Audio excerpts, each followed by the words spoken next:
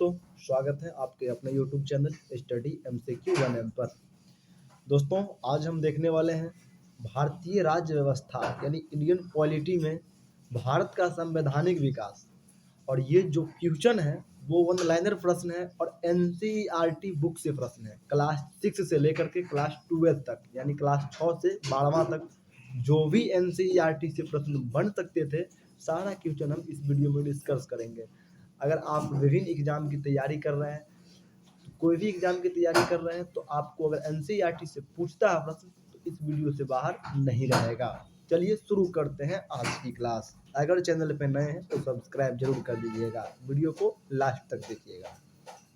चलिए, सबसे पहला है रेगुलेटिंग एक्ट 1773 द्वारा सर्वोच्च न्यायालय की स्थापना कहाँ की गई? तो ये कलकत्ता में की गई 1774 में। रेगुलेटिंग एक्ट 1773 द्वारा सर्वोच्च न्यायालय की स्थापना कलकत्ता में की गई 1774 में। भारतीयों को भारत के प्रशासन में भाग लेने का अधिकार किस अधिनियम द्वारा प्राप्त हुआ? चार्टर एक्ट 1833 द्वारा।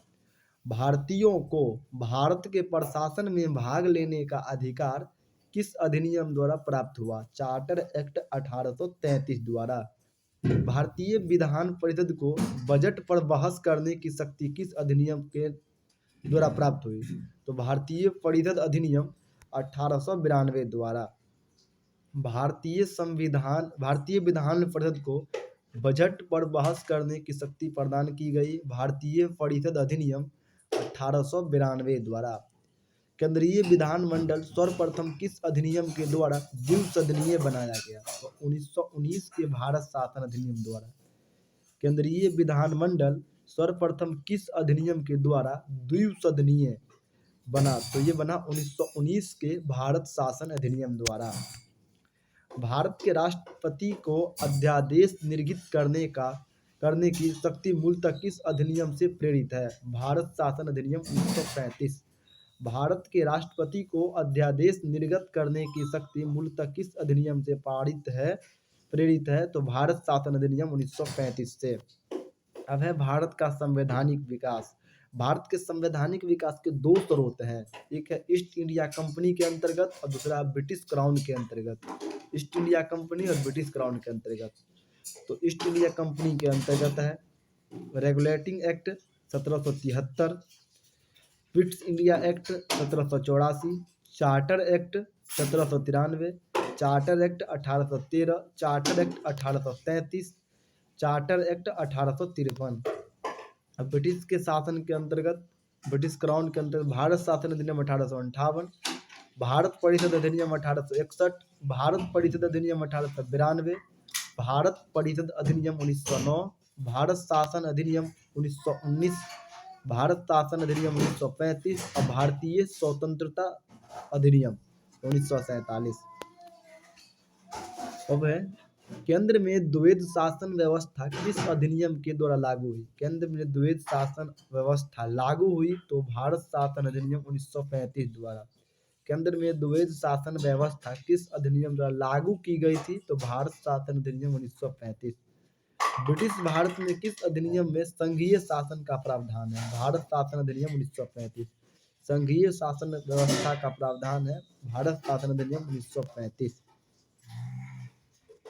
यहाँ जो आप पढ़े थे, केंद्रीय विधानमंडल में सर्वप्रथम किस अधिनियम द्वारा द्विसदनीय बनाया गया?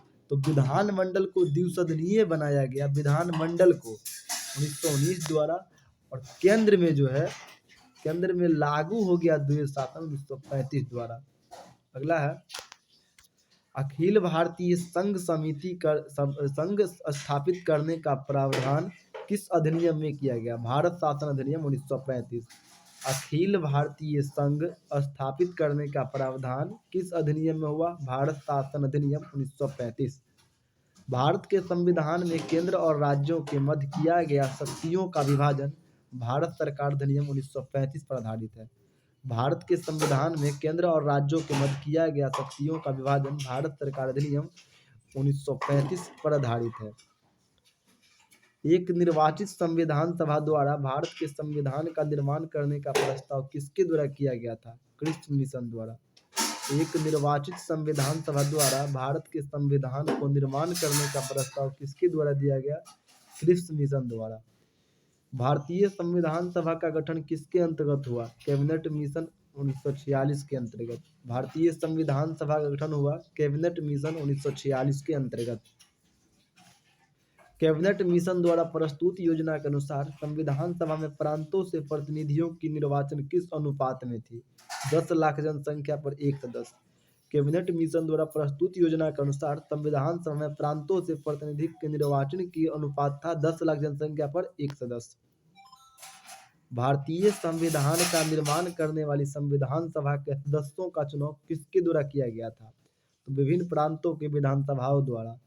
भारतीय संविधान का निर्माण करने वाली संविधान सभा के सदस्यों का चुनाव किया गया था विभिन्न प्रांतों के विधानसभाओं द्वारा। अंतरिम सरकार। अंतरिम सरकार में जवाहरलाल नेहरू राष्ट्रमंडल संबंध तथा विदेश मामले के विभाग के मंत्री थे, वो मिला था। अंतरिम सरकार का गठन 1946 में हुआ, ये याद रखना। अंतरिम सरकार का गठन 1946 में हुआ था। अगला है सरदार वल्लभ भाई पटेल, गृह सूचना एवं प्रसारण मंत्रालय। डॉक्टर राजेंद्र प्रसाद, खाद्य एवं कृषि मंत्रालय। जॉन मथाई, उद्योग एवं नागरिक आपूर्ति। जगजीवन राम, श्रम मंत्री। सरदार बलदेव सिंह, रक्षा मंत्री। लियाकत अली खां, वित्त मंत्री। सी राजगोपालाचारी, शिक्षा एवं कला मंत्री। अगला है भारत के संविधान सभा की पहली बैठक कब हुई? 9 दिसंबर 1946 को। संविधान सभा की पहली बैठक 9 दिसंबर 1946 को। भारतीय संविधान का प्रथम प्रारूप सर बी.एन. राव द्वारा तैयार किया गया। भारतीय संविधान का प्रथम प्रारूप सर बी.एन. राव द्वारा तैयार किया गया। संविधान सभा का अस्थायी अध्यक्ष डॉक्टर राजेंद्र प्रसाद बने। अस्थायी अध्यक्ष राजेंद्र प्रसाद बने। संविधान सभा में पंडित नेहरू द्वारा उद्देश्य प्रस्ताव कब प्रस्तुत किया गया? 13 दिसंबर 1946। संविधान सभा में पंडित नेहरू द्वारा उद्देश्य प्रस्ताव कब प्रस्तुत किया गया? 13 दिसंबर 1946। नेहरू द्वारा प्रस्तुत उद्देश्य प्रस्ताव संविधान सभा कब स्वीकृत किया? 22 जनवरी 1947। नेहरू द्वारा प्रस्तुत उद्देश्य प्रस्ताव संविधान सभा में कब स्वीकृत हुआ? 22 जनवरी 1947। भारतीय संविधान के निर्माण काल में संविधान सभा के कुल कितने अधिवेशन हुए? 12। भारतीय संविधान के निर्माण काल में संविधान सभा के कुल कितने अधिवेशन हुए? 12। भारतीय संविधान के निर्माण में संविधान सभा का कितना समय लगा? 2 वर्ष 11 माह 18 दिन। भारतीय संविधान सभा के संवैधानिक सलाहकार कौन थे? सर बी.एन. राव। संवैधानिक सलाहकार कौन थे भारतीय संविधान के? बी.एन. राव। भारत की संविधान सभा ने वर्तमान रूप में राष्ट्रीय ध्वज को कब अपनाया? 22 जुलाई 1947। भारत की संविधान सभा ने वर्तमान रूप में राष्ट्रीय ध्वज को कब अपनाया? 22 जुलाई 1947 को। संविधान सभा की प्रथम बैठक की अध्यक्षता डॉक्टर सचिदानंद सिन्हा ने की थी, जो अस्थायी अध्यक्ष थे। संविधान सभा की प्रथम बैठक की अध्यक्षता सचिदानंद सिन्हा ने किया था, जो अस्थायी अध्यक्ष थे। भारत का संविधान कब स्वीकार हुआ? 26 नवंबर 1949। भारत का संविधान कब स्वीकार किया गया? 26 नवंबर 1949। भारतीय संविधान पूर्णतः कब लागू हुआ? 26 जनवरी 1950। स्वीकार हुआ 26 नवंबर 1949 को, लागू हुआ 26 जनवरी 1950 को।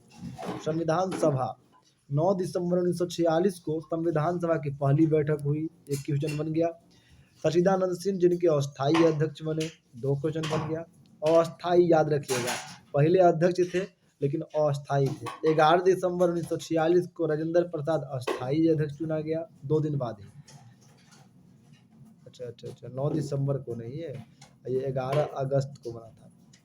अच्छा 11 दिसंबर को, 2 दिन बाद ही। संविधान निर्माण का प्रारंभ 13 दिसंबर 1946।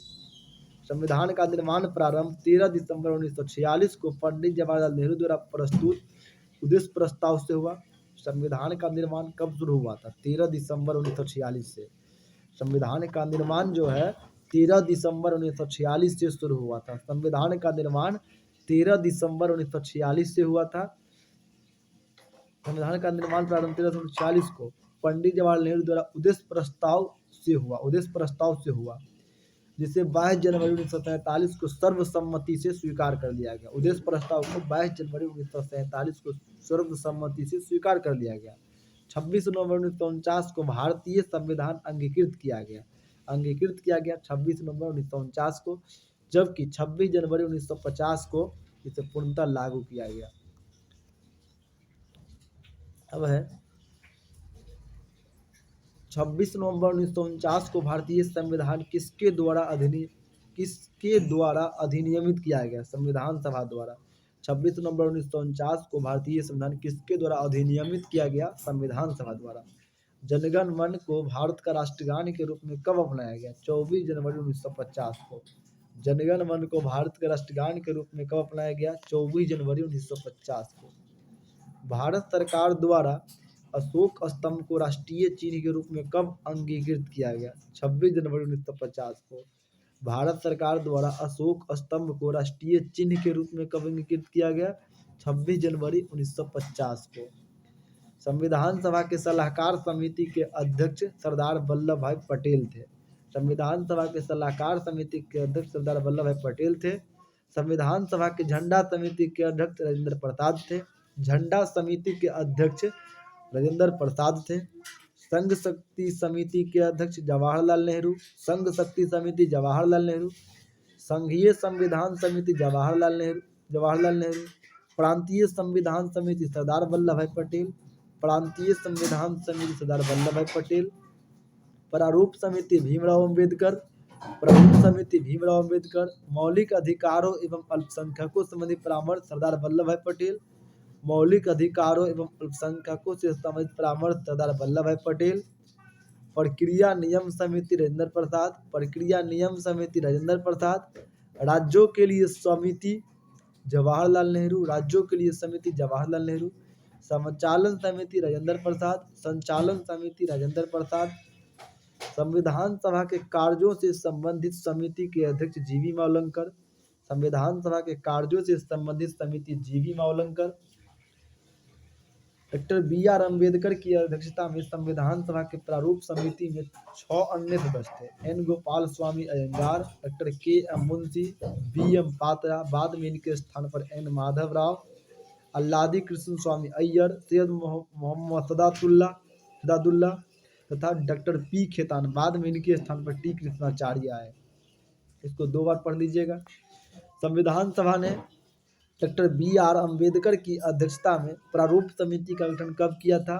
29 अगस्त 1947 को। प्रारूप समिति का गठन 29 अगस्त 1947 को भीमराव अम्बेडकर की अध्यक्षता में। Doctor B R. अम्बेडकर के संविधान सभा में निर्वाचन किस प्रेसिडेंसी से हुआ था? बम्बई प्रेसिडेंसी से, जो पहले बंगाल प्रेसिडेंसी था। 1947 से 50 के बाद बम्बई प्रेसिडेंसी हो गया, पहले बंगाल प्रेसिडेंसी था। चलिए आज की क्लास हम यही समाप्ति करते हैं। मिलेंगे अगली वीडियो में, तब तक के लिए चैनल पे बने रहें। जय हिंद, जय भारत।